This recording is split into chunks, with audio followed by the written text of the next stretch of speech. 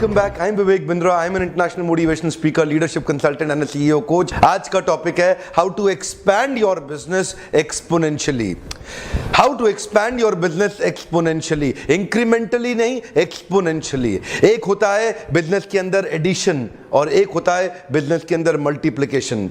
Addition का मतलब है 100 रुपए का काम किया और आपने 10 रुपया ऐड किया अगले साल, 20 रुपया ऐड किया अगले साल, यानी कि 10% ग्रो किया आपने.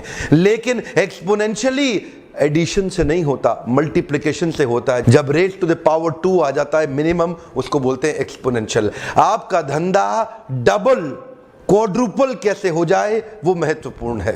100 रुपए का 120, 140, 160, 180 हो जाए, आज उसकी बात नहीं कर रहा. 100 रुपए का धंधा आपका 200 का, 400 का, 800 का कैसे हो जाए, आज मैं उसकी बात कर रहा हूं. इसको बोलते हैं एक्सपोनेंशियल ग्रोथ. एडिशन का मतलब है इंक्रीमेंटल, मल्टीप्लिकेशन का मतलब है एक्सपोनेंशियल. एडिशन हो सकता है 10 या 20% या 30%, एक्सपोनेंशियल होगा 100%, 200%, 300%.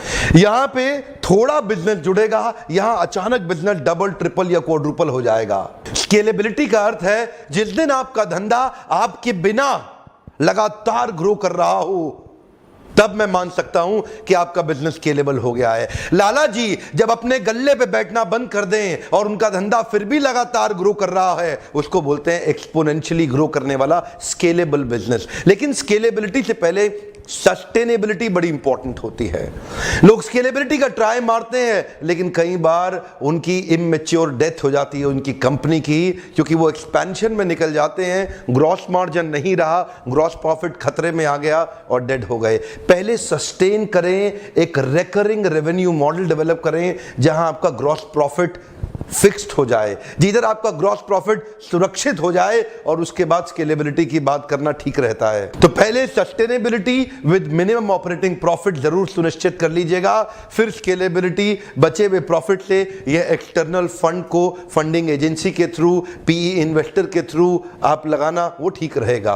काफी व्यापारी गलती क्या करते हैं, वो पहले को यानी कि सस्टेनेबिलिटी को ही खतरे में डाल देते हैं. इसीलिए मैंने बोला अभी recurring revenue model. Recurring revenue model का अर्थ क्या हुआ, कुछ कस्टमर बेस आपका फिक्स होना चाहिए, जहां से रिकरिंग मतलब बार बार फिक्स रेवेन्यू जरूर आता रहे. Never leave the sure for unsure. ध्यान दीजिएगा मेरी बात को. Never leave the sure for unsure. इसको सुरक्षित जरूर रखिएगा.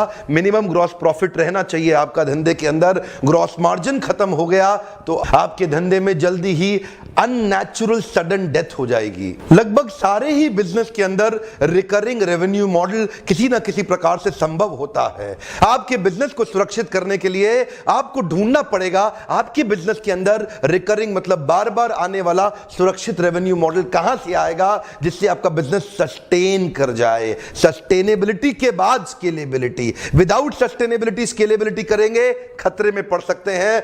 बहुत सारे स्टार्टअप आए, चले गए. जैसा कि आप जानते हैं, मैं फॉर्मूलाज आपको जरूर देता हूं. Profitability is an outcome of product plus people, but scalability is an outcome of process orientation. जरा इस फॉर्मूला को ध्यान से समझते हैं.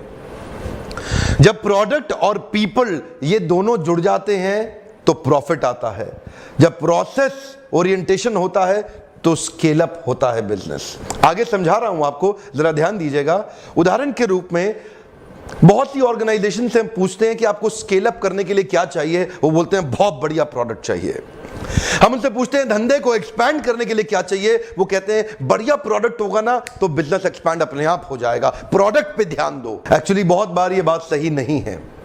कई बार प्रोडक्ट बहुत बढ़िया होता है लेकिन फिर भी वो बिजनेस एक्सपैंड नहीं कर पाता. कई किताबें मैंने पढ़ी हैं, बहुत शानदार किताबें थी, लेकिन वो किताबें कहीं पहुंच ही नहीं पाई दुनिया भर में. कई किताबें मैंने पढ़ी जो बिल्कुल बोगस थी, लेकिन दुनिया के हर बुक स्टॉल पे, हर बुक स्टोर पे, Amazon, Flipkart, railway station, airport, सब जगह मिल रही हैं. अच्छी ना होने के बावजूद भी वो किताब बहुत बिकी, क्योंकि वो किताब के पीछे बैक एंड ऑपरेशन प्रोसेस का बहुत बढ़िया था. वो किताब स्केल अप हो गई. लेकिन अगर प्रोडक्ट बहुत बढ़िया हो, अगर उसको स्केल अप ना किया जाए तो जरूरी नहीं है कि वो प्रोडक्ट दुनिया भर में पहुंचेगा. थोड़ा आज इसको इजी करते हैं. आप जानते हैं मैं केस स्टडी देना पसंद करता हूं, तो आज का केस स्टडी है गुप्ता बर्गर वाले वर्सेस मैकडॉनल्ड्स.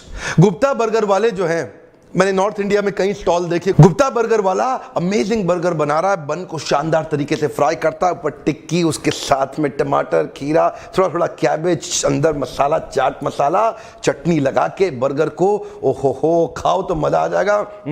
गुप्ता बर्गर वाले कर दिया कमाल। अब गुप्ता बर्गर वाले का बर्गर बहुत बढ़िया है, लेकिन बिजनेस स्केल अप नहीं हो पाया।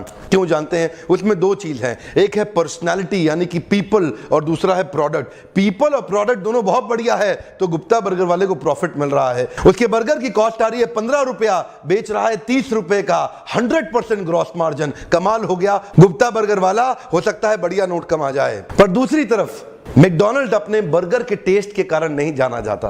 मैकडॉनल्ड्स की पहचान इसलिए नहीं है क्योंकि वो दुनिया के बढ़िया बर्गर बना रहे हैं। मैकडॉनल्ड्स की पहचान इस बात पे है कि आज वो दुनिया भर में they have sold more than 1 billion of burgers. McDonald's की पहचान इस बात पे है, उनके प्रोसेस ओरिएंटेशन पे, उनकी स्पीड पे। आज मैकडॉनल्ड्स के बाहर टेक अवे पे चले जाओ, गाड़ी लगाओ, पहले विंडो पे बोल दो मुझे ये बर्गर चाहिए, अगले विंडो तक पहुंचोगे तो वो बर्गर आपको पकड़ा देगा। इतना स्पीड, इसको बोलते हैं प्रोसेस ओरिएंटेशन। वही बर्गर दुनिया के हर मैकडॉनल्ड्स के आउटलेट पे, किसी भी देश पे आपको उसी प्रकार के टेस्ट के साथ मिल जाएगा। जिधर भी आप रह रहे हैं ना, उधर जाके गली में देखिएगा, वहां पे जो बर्गर बनाने वाला है, हो सकता है वो मैकडॉनल्ड से अच्छा बर्गर बना रहा हो, तो वहां पे प्रोडक्ट बहुत बढ़िया है। वो जो पर्सनालिटी, इंडिविजुअल आदमी है जो बर्गर बनाने में एक्सपर्ट हो चुका है, वो भी बहुत बढ़िया है। इसका मतलब पीपल, इसलिए उसका प्रॉफिट आ रहा है। लेकिन उसका बिजनेस कितना बढ़ेगा? कभी नहीं बढ़ेगा। थोड़ा बिजनेस करेगा, थोड़े बिजनेस में प्रॉफिट कमाएगा, लल्लू लाल रह जाएगा। लल्लू लाल गुलाब जामुन वाला, कानपुर में हमने सुना ठग्गू लड्डू वाला, दिल्ली में हमने सुना बिल्ले दी हट्टी ऑफ लाहौर छोले भटूरे बनाता है। ये सब बड़े मास्टर लोग हैं, सुपर स्पेशलिस्ट हैं अपनी इंडस्ट्री में। दूर दूर से दुनिया इनका बर्गर, छोला भटूरा, इनका लड्डू, इनका कचौड़ी खाने आ रहा है। लेकिन दिक्कत क्या है? यहां पे प्रोडक्ट बहुत बढ़िया है, पर्सन बहुत बढ़िया है। प्रोडक्ट बढ़िया होने से, पर्सन बढ़िया होने से ग्रॉस मार्जिन आ जाएगा, प्रॉफिटेबिलिटी आ जाएगी, पर स्केलेबिलिटी नहीं आएगी। स्केलेबिलिटी तब तक नहीं आती जब तक, ध्यान दीजिएगा, इसके अंदर फ्रंट एंड ऑपरेशंस पे बहुत ध्यान दिया गया था, बैक एंड पे नहीं दिया गया। मैकडॉनल्ड्स में फ्रंट एंड के साथ साथ बैक एंड पे बहुत ध्यान दिया गया। जो फ्रंट एंड होता है वो होता है पीपल प्लस प्रोडक्ट, और जो बैक एंड होता है वो होता है आपका प्रोसेस ओरिएंटेशन। तो जैसा कि मैंने बताया, फ्रंट एंड में पीपल और प्रोडक्ट होता है जिससे प्रॉफिट आता है, लेकिन बैक एंड के अंदर स्टैंडर्ड ऑपरेटिंग प्रोसीजर होगा, सिस्टम्स ऑफ एफिशिएंसीज होंगी, क्वालिटी कंट्रोल होगा, और फिजिकल टू डिजिटल जाने की क्षमता होगी। लल्लू लाल गुलाब जामुन वाले में, या ठग्गू के लड्डू में, या बिल्ले दी हट्टी ऑफ लाहौर के छोले भटूरे में, इसमें क्या खास बात है? यहां पे लल्लू लाल जो है वो पर्सन है, शानदार अमेजिंग गुलाब जामुन है वो प्रोडक्ट है। लेकिन मिस क्या है? एक प्रोसेस ओरिएंटेशन मिस हो गया, जिसके कारण लल्लू लाल गुलाब जामुन वाला हल्दीराम नहीं बन पाया, या बीकानेर वाला नहीं बन पाया। इंडिया में एंटरप्रेन्योर्स की कमी नहीं है, एंटरप्रेन्योर इंडिया में बहुत मिल जाएंगे, लेकिन एक थोड़ा फर्क है ग्लोबल एंटरप्रेन्योर्स और इंडियन एंटरप्रेन्योर्स में। ग्लोबल एंटरप्रेन्योर जो अमेरिकन और यूरोपियन एंटरप्रेन्योर है, वो बिजनेस में आते ही स्केलेबल प्रोसेस की बात सोचता है, वो बहुत दूर तक देखता है, वो बड़ी कमाई पर नजर रखता है। लेकिन इंडियन एंटरप्रेन्योर चवन्नी लाल रह जाता है और चवन्नी बचाने में फोकस करता है। ग्लोबल एंटरप्रेन्योर बिजनेस खोलते ही लाइसेंसिंग फी पे बात करेगा, सर्टिफिकेशन बॉडीज के साथ अपने प्रोडक्ट को सर्टिफाई कराएगा, आईपीआर इंटेलेक्चुअल प्रॉपर्टी राइट्स की बात करेगा, पेटेंटिंग की बात करेगा, रॉयल्टी की बात करेगा। इंडियन एंटरप्रेन्योर ये सोचता है कंपटीशन बहुत है, अगर कैश का धंधा करूंगा तो ही मार्जिन से बचा पाऊंगा, अगर मैं भी वाइट का पक्के का काम करने लग गया तो मार्जिन ही खत्म हो जाएगा, मार्केट से कंपीट नहीं कर पाऊंगा, खत्म हो जाऊंगा। उसकी सोच, इससे बाहर निकलने के लिए उसने कभी सोचा ही नहीं, इसीलिए आइडिया आया ही नहीं, उसने कभी उस तरफ ध्यान ही नहीं दिया, इसीलिए कभी एग्जीक्यूट भी नहीं किया। दुनिया के बहुत सारे बिजनेस ऐसे थे जो एक गैराज से या छोटे से कमरे से या मामूली झोपड़ी से चालू हुए, लेकिन आज बड़े ग्लोबल कंग्लोमरेट बन गए। उसके लिए शुरुआत क्या करना है? स्केलेबल प्रोसेस आपको ढूंढना है। एंटरप्रेन्योर गलती क्या करता है? वो अपने धंधे में हर एक चीज को स्केल अप करना चाहता है। हर चीज स्केल अप नहीं होती है, आपको ढूंढना पड़ेगा आपके धंधे में क्या स्केल अप। एक्चुअली मेरा जो लीडरशिप फनल प्रोग्राम है उसके कुछ वीडियोस बना के मैं पब्लिक में फ्री देने की कोशिश कर रहा हूं। ये जो लाइव वर्कशॉप है इसमें हम आपके धंधे पे चर्चा करते हैं, डिस्कस आपके साथ क्वेश्चन आंसर करते हैं कि आपके धंधे में क्या स्केल अप हो सकता है, किस चीज को स्केलेबिलिटी में लेके जाएंगे। आगे चल के बिजनेस बहुत बड़ा हो जाएगा। हार्ले डेविडसन एक छोटे से गैराज में 1901 में चालू करी गई थी। वॉल्ट डिज्नी ने डिज्नीलैंड को भी एक छोटे गैराज से ही शुरू किया था। जेफ बेजोस की अमेज़न भी 1994 में छोटे गैराज से शुरू हुई। बिल ह्यूलेट और डेव पैकर्ड ने मिलकर 1939 में ह्यूलेट पैकर्ड की शुरुआत बहुत छोटे से करी थी। आज कैलिफोर्निया के उस स्थान को सिलिकॉन वैली के रूप में जाना जाता है। 98 में लैरी पेज और सर्गे ब्रिन ने मिलकर के कैलिफोर्निया में गूगल स्टार्ट किया था। स्टीव जॉब्स, स्टीव वोजनिक और रोनाल्ड ने भी कैलिफोर्निया में 1976 में एप्पल की शुरुआत एक बहुत छोटे गैराज से करी। Wrigley, the coffee bean and T leaf और वॉलमार्ट, इनकी शुरुआत भी बहुत छोटे से हुई। एक्चुअली मैं बहुत सारे उदाहरण दे सकता हूं। अभी एक माइक्रोसॉफ्ट का उदाहरण चर्चा करते हैं। बिल गेट्स और पॉल एलन ने मिलकर 1975 में माइक्रोसॉफ्ट की स्थापना करी थी। 1981 में उनको पहला बड़ा प्रोजेक्ट आईबीएम के द्वारा मिला था, डिस्क ऑपरेटिंग सिस्टम का, एमएस डॉस का, जिसको वो नहीं बना पाए, पर बहुत जल्दी से उन्होंने रेडीमेड एक डॉस बाहर से खरीदा और उसके बाद उसमें कुछ कस्टमाइजेशन करके आईबीएम को बेचने की कोशिश करी। आईबीएम एक बार्गेन करके फिक्स प्राइस पे उनसे खरीदने की कोशिश कर रहा था, लेकिन बिल गेट्स वहीं रिकरिंग रेवेन्यू मॉडल जनरेट करने की कोशिश कर रहे थे। उन्होंने आईबीएम को कन्विंस कर लिया कि मैं आपसे एक लमसम पैसा लेने की बजाय आपसे लाइसेंसिंग फी लूंगा। जितने कंप्यूटर आप बेचोगे उसमें एमएस डॉस का सॉफ्टवेयर इंस्टॉलेशन होगा और पर इंस्टॉलेशन आपको मुझे लाइसेंसिंग फी देनी होगी। इसके बाद आईबीएम ही नहीं बल्कि दुनिया भर में जिसने कंप्यूटर बेचा उसको बिल गेट्स ने लाइसेंसिंग फी चार्ज करके इंस्टॉलेशन प्रोसेस के अंदर एक रिकरिंग रेवेन्यू मॉडल जनरेट किया, जिससे माइक्रोसॉफ्ट ने नेक्स्ट लेवल पे चली गई। ढूंढिए आपके बिजनेस के अंदर क्या स्केल अप किया जा सकता है। कॉलेज टाइम पे एक छोटे से गैराज से हार्वर्ड की पढ़ाई को छोड़ के आज बिल गेट्स ने मोनोपोली जनरेट कर ली है अपनी माइक्रोसॉफ्ट की विंडोज के थ्रू पूरी दुनिया के अंदर।